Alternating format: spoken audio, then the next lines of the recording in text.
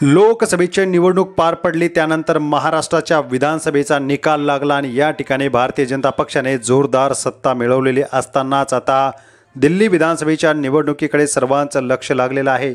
दिल्लीमधलं सरकार आम आदमी पक्षाचं, केजरीवाल यांच्या पक्षाचं या सरकार आणि याच नेत्याला आता जबरदस्त धक्का बसलेला आहे। दिल्ली विधानसभा निवडणूक 2025 ची तारीख आणि सगळं जाहीर झालेलं आहे आणि तयारीसुद्धा जोरदार सुरू आहे।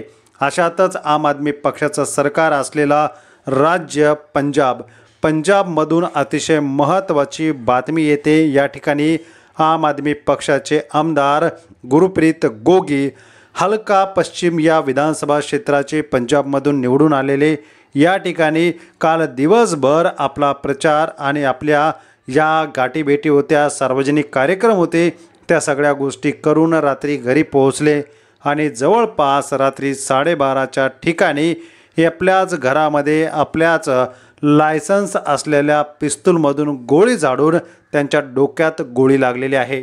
या प्रसंगी त्यांच्या घरामध्ये, त्यांच्या खोलीमध्ये सध्या ते एकटेच असल्याची माहिती मिळत आहे।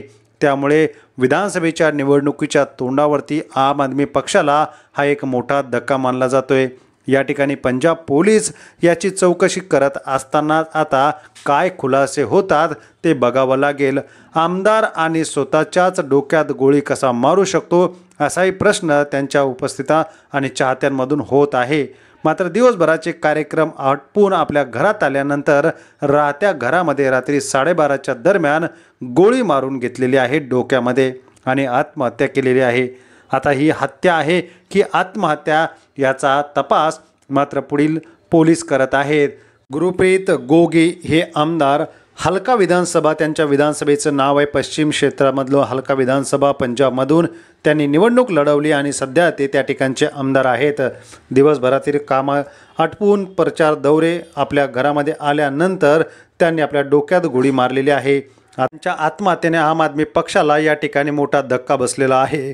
आता पुढील तपासात काय निष्पन्न होतील तेच बघूयात। धन्यवाद।